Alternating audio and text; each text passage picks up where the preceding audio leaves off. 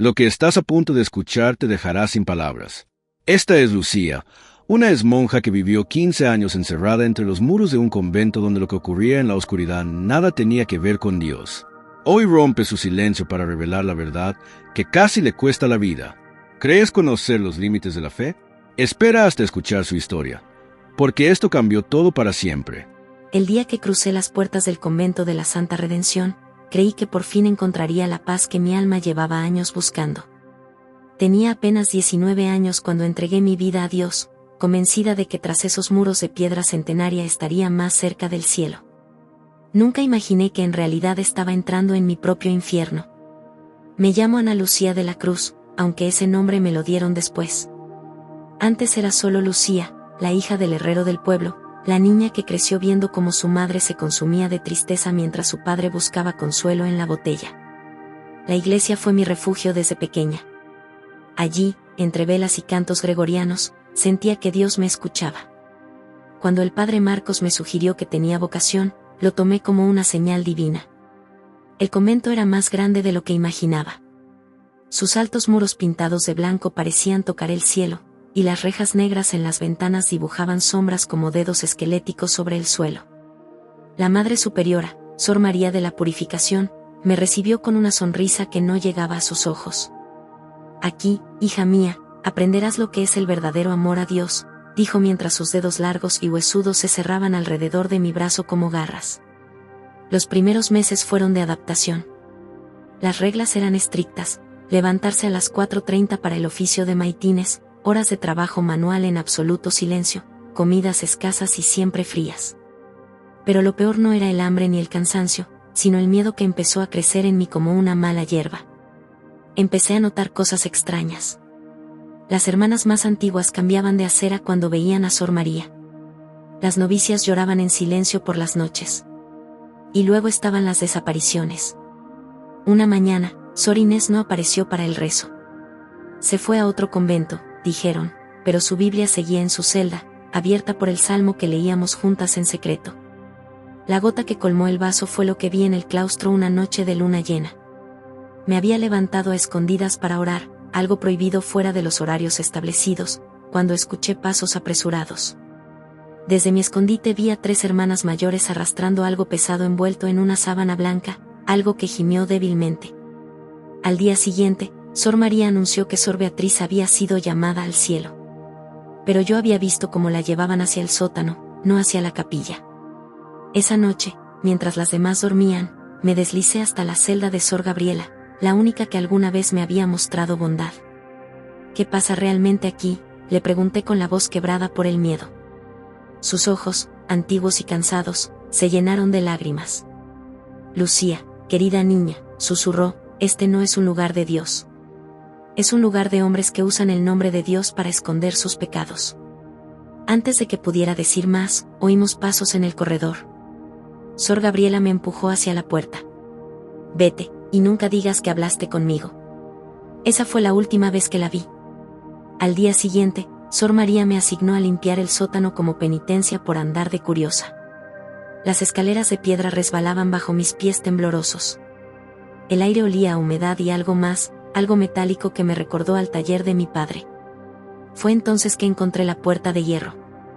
Pequeña, oxidada, con una mirilla a la altura de los ojos. Y aunque cada fibra de mi ser me gritaba que no lo hiciera, me acerqué y miré. El ojo se me nubló al pegar el rostro al hierro helado de la mirilla. Al principio solo vi oscuridad, como si hubiera caído la noche en aquel reducido espacio. Pero cuando mis pupilas se adaptaron, distinguí formas. Una mesa de madera manchada, cadenas colgando de la pared, y en el centro. Dios mío. Era Sor Beatriz. Pero no yacía en paz como había dicho Sor María. Estaba atada a una silla, su hábito desgarrado, la cabeza gacha. Un hilo de sangre le corría desde la boca hasta el cuello. Movió los labios como si rezara, pero no salía sonido alguno. Retrocedí tan bruscamente que tropecé con los escalones. El ruido resonó como un trueno en aquel silencio sepulcral. Antes de que pudiera huir, una mano se cerró sobre mi hombro. Parece que nuestra pequeña Lucía tiene demasiada curiosidad, dijo la voz melosa de Sor María. Al volverme, vi que no estaba sola. 2 hermanas mayores me flanqueaban, sus rostros tan duros como las estatuas de santos en la capilla. Me llevaron a la celda de castigo, un cubículo sin ventanas donde apenas cabía una persona.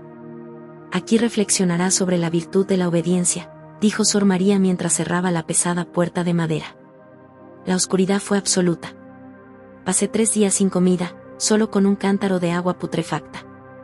Rezaba, pero mis palabras rebotaban en las paredes como si Dios hubiera dejado de escucharme.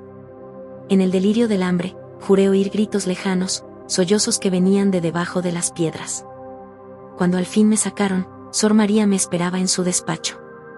Sobre su escritorio había una Biblia abierta en el Salmo 91, no temerás el terror de la noche. ¿Sabes por qué castigamos a Sor Beatriz?, preguntó mientras sus dedos acariciaban el látigo que colgaba de su cintura. Porque cuestionó la voluntad de Dios. Porque quiso abandonar su santa vocación. Alcé la vista y por primera vez me atreví a desafiarla. ¿Es voluntad de Dios hacer sufrir a sus hijas? El golpe me llegó antes de ver su brazo moverse. El látigo me cruzó la mejilla, caliente como hierro al rojo. El sufrimiento purifica el alma, niña tonta, escupió. Y a ti te queda mucha purificación por delante. Esa noche, mientras me limpiaba la sangre con agua fría, escuché un raspado en la pared. Al principio pensé que eran ratas, pero luego distinguí un patrón: 3 golpes, una pausa, 2 golpes. El código que Sor Gabriela y yo usábamos para hablar en secreto. Me acerqué y aparté el débil tabique que separaba mi celda de la contigua. Por el hueco pasó un trozo de papel doblado 1000 veces. Lo abrí con manos temblorosas. Lucía, hay un túnel bajo la capilla. La llave está en el rosario de la Virgen Dolorosa. Si quieres vivir, huye antes del viernes. El papel no estaba firmado, pero reconocí la letra temblorosa de Sor Beatriz. ¿Cómo seguía viva? ¿Y por qué el viernes? Mis preguntas se respondieron al día siguiente, cuando las campanas doblaron a muerto. Sor María anunció que Sor Gabriela había fallecido en gracia de Dios. Pero yo había visto cómo la arrastraban al sótano la noche anterior. Esa tarde, mientras limpiaba la capilla, mis dedos encontraron la llave escondida entre las cuentas del rosario. Era pequeña, oxidada, pero para mí brillaba como la esperanza misma. Esperé hasta que el canto de completas cubriera el sonido de mis pasos. La losa bajo el altar de la Virgen cedió con un crujido que me heló la sangre. Allí estaba, un agujero negro como boca de lobo, que olía a tierra húmeda y libertad. Estaba a punto de bajar cuando oí pasos a mis espaldas. Pensé que te encontraría aquí, dijo una voz que conocía demasiado bien. El corazón se me detuvo al reconocer esa voz. Me giré lentamente y allí estaba Sor Teresa, la más joven de las hermanas mayores, con sus ojos grises brillando a la luz de las velas. Esperaba ver ira en su rostro, pero solo había lástima. Bajé a buscar vino para la misa, mentí, escondiendo la llave entre los pliegues de mi hábito. Sor Teresa no sonrió. Sé lo que viste en el sótano, susurró. Y sé que Sor Gabriela te dio la llave antes de morir. El miedo me paralizó. ¿Era esto una trampa? ¿Había sido una prueba de lealtad? Antes de que pudiera reaccionar, Sor Teresa se arrodilló y apartó completamente la losa. Si vas a huir, hazlo ahora. Mañana llega el obispo para la ceremonia de purificación. Algo en su tono me hizo preguntar, ¿por qué me ayudas? Sus manos temblaron al responder. Porque yo también quise escapar hace 5 años. Pero para entonces ya había cometido errores. Levantó la manga de su hábito y mostró unas marcas circulares en la muñeca, como de esposas. No dejes que te rompan como me rompieron a mí. Un grito lejano nos sobresaltó. Es Sor María, dijo Sor Teresa, palideciendo. Vete. Sigue el túnel hasta la cripta exterior. Allí encontrarás ropa de civil y dinero. Mis piernas parecían de plomo. Ven conmigo, le rogué. Negó con la cabeza. Si las dos desaparecemos, nos buscarán hasta encontrarnos. Ve tú primero. Yo encontraré otra forma. Los pasos se acercaban. Sor Teresa me empujó hacia el túnel y comenzó a rezar en voz alta para cubrir el ruido. La última imagen que tuve de ella fue de sus dedos haciendo la señal de la cruz mientras la losa volvía a su lugar. El túnel era más estrecho de lo que imaginé. Avancé arrastrándome, con las piedras rasgando mi hábito y mis rodillas. El aire olía a moho y algo más, algo dulzón que me recordó a las flores marchitas en el jardín del convento. Después de lo que parecieron horas, el túnel terminó en una reja oxidada. La llave del rosario giró con dificultad, pero al fin cedió. La reja se abrió a una cripta abandonada, donde lunas de luz se filtraban por las celosías superiores. Allí, como había prometido Sor Teresa, encontré un atillo con ropa sencilla, un vestido marrón, un manto gris, y unas monedas envueltas en un papel. Al desenvolverlo, leí con lágrimas en los ojos: ve a la posada del Laurel. Pregunta por Elena. Dile que vienes de parte de la hermana del molino. Me cambié rápidamente, escondiendo el hábito bajo unas piedras. Al salir por la puerta trasera de la cripta, la noche me recibió con su brisa fresca. Por primera vez en años, sentí el viento en mi pelo, ahora cortado de cualquier forma con las tijeras que encontré en el hatillo. Corrí entre las sombras, alejándome de aquellos muros malditos. Pero justo cuando creía estar a salvo, oí un sonido que me heló la sangre, el repique de la campana mayor, el que solo usaban para alertar sobre una fuga.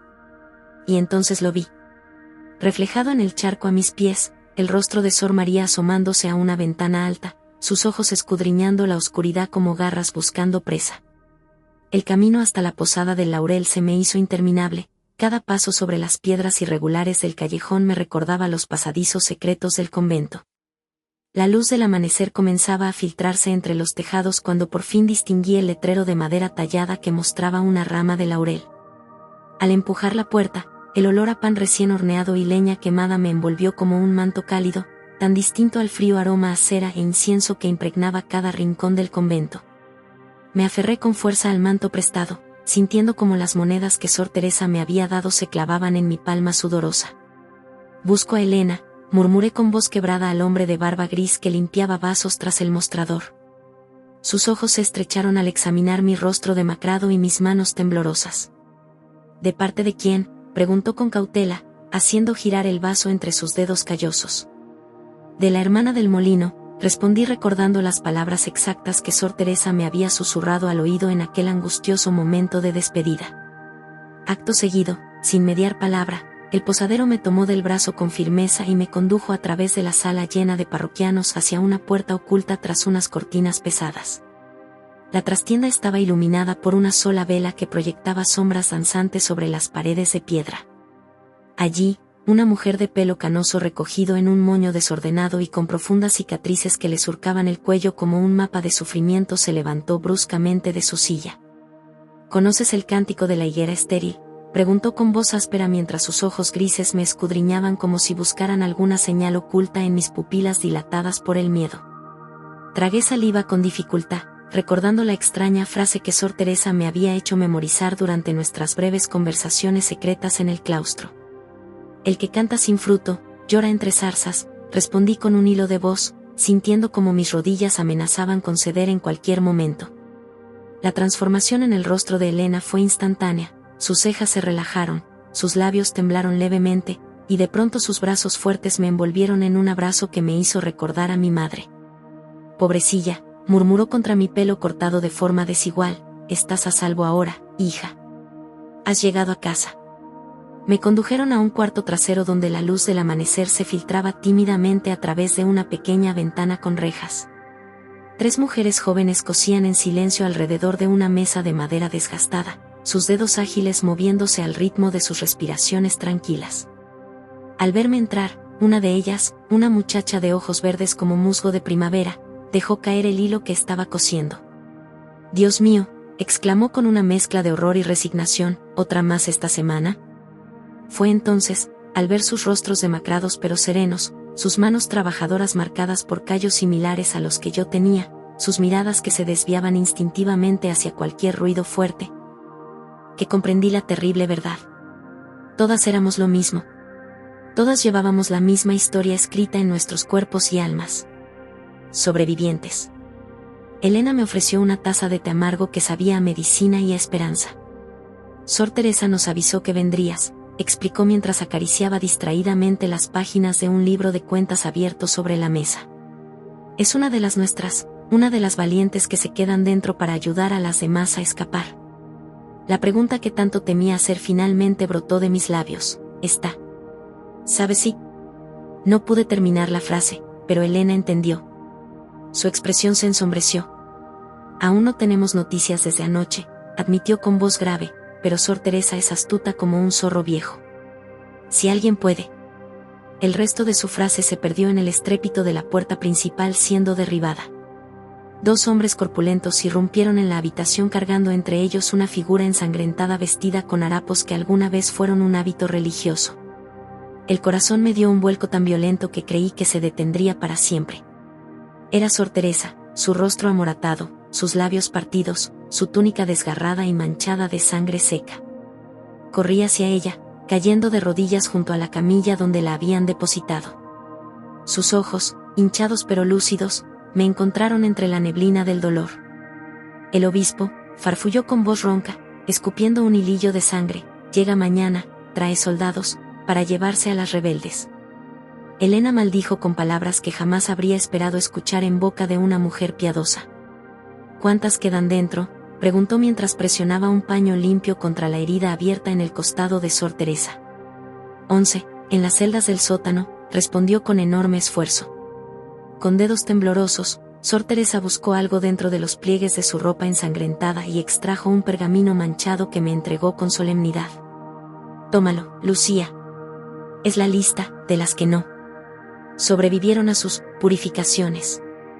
Al desplegar el documento, mis ojos nublados por las lágrimas distinguieron columnas de nombres, fechas y descripciones detalladas de crímenes que helaron la sangre en mis venas. Las otras mujeres se reunieron alrededor, sus rostros una máscara de horror y determinación. La joven de ojos verdes tomó la palabra. Mi tío es escribano en Toledo. Si llevamos esto ante las autoridades. Un violento golpe en la puerta de la trastienda interrumpió sus palabras, seguido de una voz que reconocería entre 1000, habrán en nombre del obispo. Elena actuó con rapidez, escondiendo el pergamino en los pliegues de mi manto. Por la puerta trasera que lleva a los establos, susurró urgentemente, corre, niña, corre como si el demonio mismo te persiguiera. Pero ya era demasiado tarde. La puerta se derrumbó bajo el impacto de varios hombros poderosos, y allí, en el umbral, iluminada por la luz de las velas como una aparición demoníaca, estaba Sor María, su hábito impecable. Su rostro una máscara de furia contenida, flanqueada por 4 guardias armados con espadas. Sus ojos oscuros me encontraron inmediatamente entre el grupo. Pecadora ingrata, escupió con desprecio, ¿creíste que podrías burlar la voluntad de Dios? Algo se rompió dentro de mí en ese momento, algo que había estado agrietándose desde la primera vez que vi llorar a Sor Carmen en el claustro. Ya no era la niña asustada que había entrado al convento años atrás. Tú eres la pecadora, grité con una voz que no reconocí como propia, ondeando el pergamino ensangrentado ante todos. Asesina. Hipócrita. Aquí están los nombres de tus víctimas, las que no sobrevivieron a tus torturas. El efecto en Sor María fue instantáneo, su rostro, normalmente tan compuesto, palideció visiblemente incluso a la luz de las velas. Por un breve instante, creí ver algo inesperado en sus ojos negros como el carbón, no solo miedo, sino también, remordimiento. No entiendes nada, niña tonta, replicó, pero su voz carecía de la firmeza habitual. Todo esto, hizo un gesto vago con sus manos huesudas, es para protegerlas. Fuera de estos muros, el mundo las devoraría de formas que ni siquiera puedes imaginar. Los guardias avanzaron hacia nosotras, sus espadas desenvainadas brillando ominosamente. Pero entonces ocurrió algo que nadie esperaba. Sor Teresa, con una fuerza sobrehumana nacida de la desesperación, se interpuso entre nosotras y los guardias. «Corran, insensatas», gritó mientras arrojaba el contenido de un frasco de vidrio al suelo, creando una nube de humo acre que llenó la habitación. Elena no perdió tiempo, me agarró del brazo y me arrastró hacia la puerta trasera mientras el caos estallaba a nuestras espaldas. El último sonido que escuché antes de que la noche nos envolviera fue el choque metálico de espadas, seguido de un grito femenino que se elevó agudo y claro antes de apagarse para siempre. Hoy, años después, escribo estas palabras en un pequeño monasterio francés donde las puertas no tienen cerrojos y las ventanas están abiertas de par en par para que entre la luz del sol. El pergamino llegó a Toledo, como planeamos. El convento de la Santa Redención fue clausurado por orden real. El obispo fue destituido de su cargo. Pero cada viernes al atardecer, cuando el sonido de las campanas llega hasta mí desde el pueblo cercano, aún siento un escalofrío recorrer mi espalda. Dicen que Sor María enloqueció antes del juicio, que pasó sus últimos días gritando versículos bíblicos mientras forcejeaba contra las cadenas que la sujetaban a la pared de su celda. Yo, en cambio, rezo por ella. Y por las 11 almas inocentes que nunca salieron de aquel sótano maldito. Porque he aprendido que la verdadera redención no consiste en olvidar, sino en recordar con amor incluso a aquellos que nos rompieron en 1000 pedazos. Y en usar ese dolor como combustible para asegurarnos de que ninguna otra Lucía tenga que esconderse jamás tras los muros de su propio miedo. Si este testimonio te conmovió, no dejes que termine aquí. Suscríbete para más historias que desafían lo establecido. Dale like si crees que nadie debería vivir una fe basada en el miedo. Comenta, libertad, si alguna vez sentiste que la religión te alejaba de lo sagrado. Y no olvides compartir para que otros escuchen esta verdad.